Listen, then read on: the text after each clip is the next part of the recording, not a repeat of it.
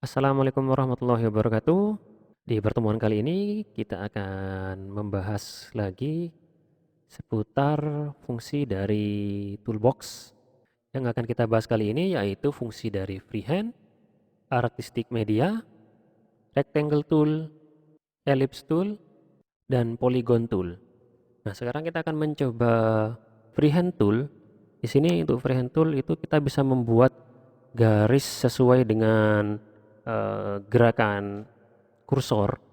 Caranya klik, kemudian jangan dilepas, kemudian kita bisa buat seperti ini bentuk dari freehand tool. Dari freehand tool kita pindah ke two point line. Untuk point line di sini kita tidak bisa klik satu kali, tapi klik langsung kita tarik. Itu untuk membuat garis, jadi seperti ini tampilannya. Jadi intinya two point line ini untuk membuat garis lurus, karena kalau membuat garis melengkung ini tidak bisa. Oke, yang berikutnya ada bezier. Bezier ini kita bisa membuat garis lengkung. Misalkan kita cari bidang kosong dulu. Nah, misalkan di sini kita klik satu kali, kemudian klik di tempat yang lain, jangan dilepas, kemudian kita tarik. Jadi akan membuat lengkungan seperti ini.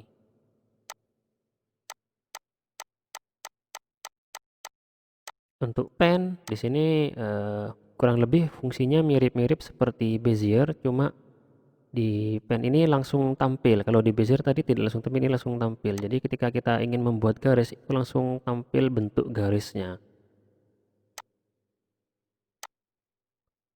Misalkan kita buat kotak, misalkan agak miring sedikit. Untuk membuat yang sudut lengkung seperti ini kurang lebih caranya sama, tinggal diklik, klik, jangan dilepas, kemudian ditarik. Jadi mirip-mirip seperti bezier tool fungsinya.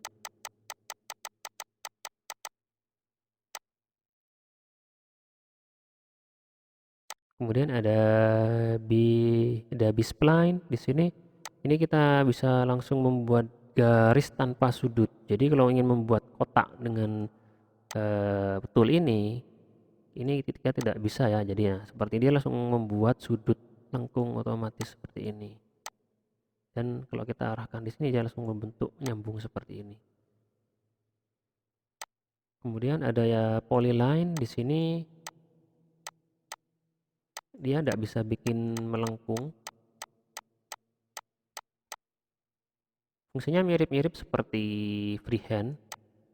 Kemudian ada 3-point curve. Di sini kita bisa membuat kurva, misalkan buat membuat lengkungan dengan 3 titik. Satu, tarik ke sini, lepas, kemudian kita tentukan lengkungannya ke atas atau ke bawah. Atau misalkan kalau dari atas ke bawah gini, ke kanan atau ke kiri. Kemudian yang terakhir di sini ada smart drawing. Ini kita bisa menggambar, nanti gambarnya akan otomatis diperbaiki oleh sistemnya. Contoh di sini saya akan gambar kotak. Nah, nanti dia akan otomatis membuat kotak atau lingkaran seperti ini. Dia akan otomatis membuat lingkaran. Ini salah satu fungsi dari smart drawing. Oh iya, ada yang lupa untuk ketika kita melihat di sini ada seperti freehand, di sebelah kanannya ada F5 ini yang namanya tombol shortcut di keyboard. Jadi kalau kita menekan F5 di keyboard, otomatis di toolbox itu akan memilih freehand, sedangkan yang ketika kita menekan tombol shift S itu akan otomatis memilih smart drawing. Oke, sekarang kita coba tool yang lain. Di sini ada yang namanya artistic media.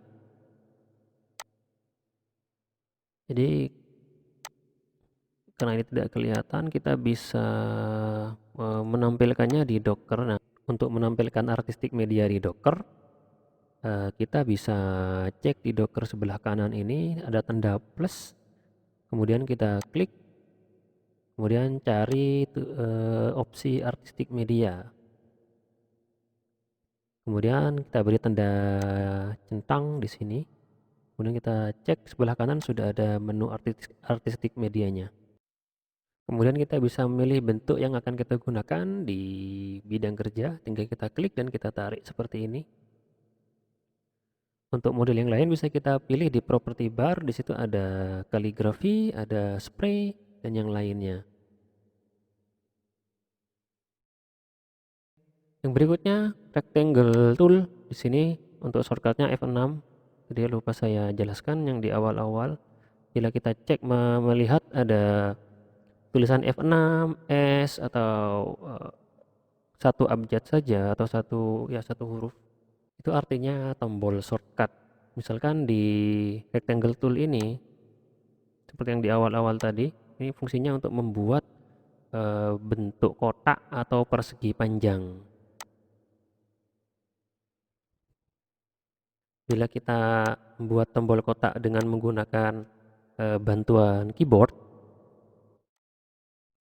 kita bisa menekan tombol kontrol, kemudian kita tarik kursornya hingga menampilkan bentuk kotak yang sempurna. Bila ingin bentuk persegi panjang, kita tidak usah menekan tombol kontrol.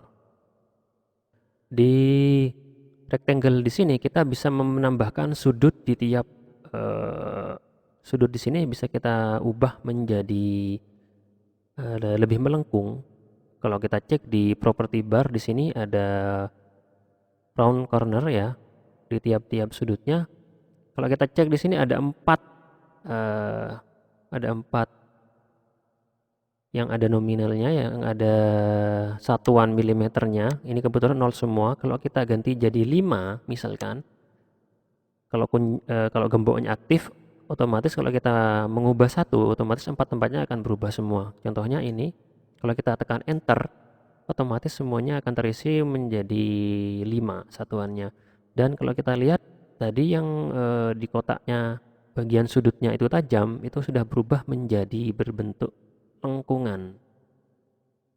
Lengkungannya bisa kita atur, misalkan kita kasih 20 mm, itu akan lebih seperti ini bentuknya. Ini lengkungan keluar, ada juga yang lengkungan ke dalam. Kalau kita klik di sini, itu akan melengkung di bagian dalamnya saja. Kemudian kalau kita pilih yang di sini, itu akan berbentuk seperti potongan, tidak berbentuk melengkung.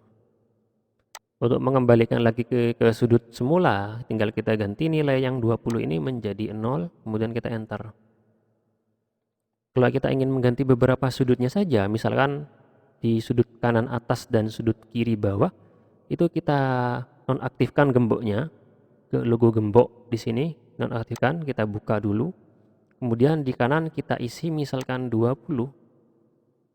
Kemudian di bawah kita isi 20. Jadi tampilannya seperti ini. Kemudian ada 3 point rectangle selain rectangle tool yang biasa. Untuk yang 3 point ini tinggal kita klik, kemudian kita arahkan ke mana saja, misalkan lurus saja seperti ini. Kemudian kita lepas, baru kita geser pindah ke bagian mana. Dia akan membentuk kotak seperti ini. Jadi lebih simple ya. Yang berikutnya ada ellipse tool. Ellipse tool ini fungsinya untuk membuat lingkaran, objek yang berbentuk lingkaran. Untuk membuat lingkaran yang sempurna, kita caranya sama seperti rectangle tool tadi, tekan kontrol, jangan dilepas, kemudian kita atur dulu, kita sesuaikan ukurannya, misalkan seperti ini, baru dilepas. Kalau kita buat tanpa menggunakan kontrol, itu bentuknya nanti seperti lonjong seperti ini. Nah, seperti ini. Atau seperti ini.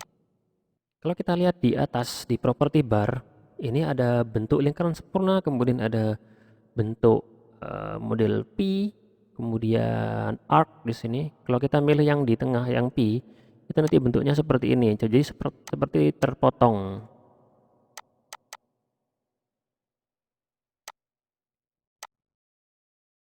Kalau yang arc, ketika kita milih yang arc, garis potongnya akan hilang. Jadi bentuknya seperti ini. Sudutnya kita bisa atur mau dibentuk seperti apa. Kemudian ini bisa kita tukar. Jadi mau yang bagian sininya yang tampil atau yang bagian terpotongnya yang tampil, kita bisa milih yang seperti ini. Oke, setelah ellipse tool yang berikutnya yaitu 3 point ellipse, sama seperti rectangle di sini. Jadi tinggal kita klik, jangan dilepas. Kita geser misalkan di sini, kemudian baru kita lepas, baru kita tentukan bentuk lingkarannya. Jadi kurang lebih sama seperti yang di rectangle tool. Oke, yang berikutnya kita pindah ke polygon tool. Kita hapus dulu yang ini. Polygon tool ini berbentuk polygon. Kenapa ada 3 sudutnya? Karena di atas di sini itu kita melihat di sini sudutnya 3. Ini bisa kita tambah dari 3 4. Jadi bentuk yang shape-nya di sini poligonnya akan berubah sesuai dengan jumlah sudutnya dan seterusnya. Misalkan 10. Ini ada 10 sudut. Dan selain polygon ada star. Ini berbentuk bintang. Untuk menambah jumlah bintangnya, di sini ada sudutnya sama seperti yang poligon. Ini akan menyesuaikan dengan nilai yang kita tambahkan di sini. Kalau 10 berarti ada 10 sudut. Kemudian di sebelah kanannya ini ketajamannya. Jadi kalau kita tambahkan, misalkan tekan yang lama, itu nanti akan lebih tajam. Kemudian ada complex star. Di sini seperti segitiga yang terhubung-hubung banyak. Ini ada 9 sudut, 10 sudut dan seterusnya. Sama seperti star. Kemudian ketajamannya bisa kita ubah seperti ini.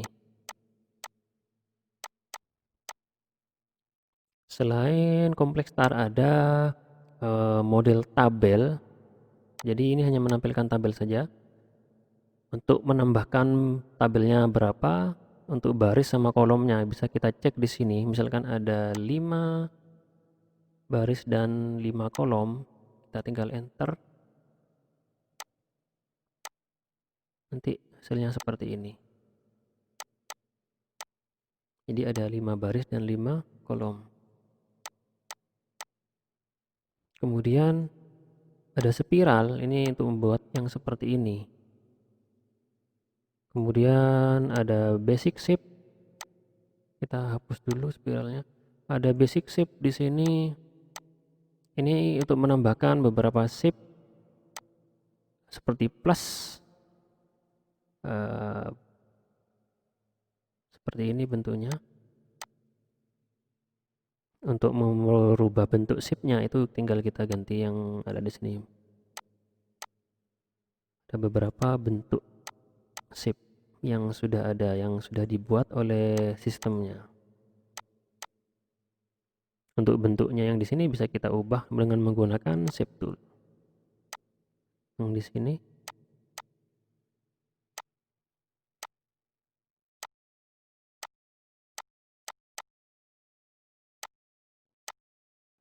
Oke. Yang berikutnya arrow shape itu bermacam-macam bentuk panah. Jadi tampilannya panahnya sesuai dengan yang ada di sini. Misalkan yang ini panah ke kanan, ya tampilnya ya panah ke kanan. Oh, yang ini panah ke atas. Kita pilih yang panah ke kanan, kemudian ke bawah. Atau berbagai bentuk panah seperti yang ini. Yang berikutnya ada flowchart. Jadi kalau kita ingin membuat flowchart itu kita bisa menggunakan aplikasi CorelDRAW. Di sini ada berbagai macam bidang yang sering kita gunakan di flowchart. Contohnya seperti ini.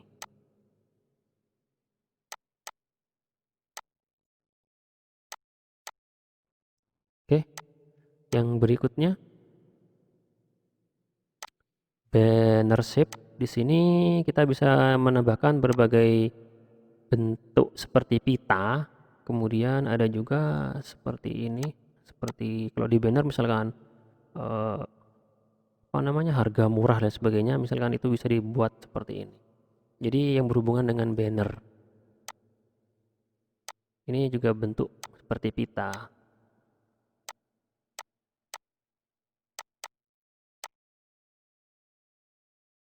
Oke, yang terakhir, call out shape di sini berbagai macam bentuk, apa ya istilahnya, seperti di komentar itu, balon komentar. Nah, contohnya seperti ini. Bisa kita letakkan di kanan atau kiri.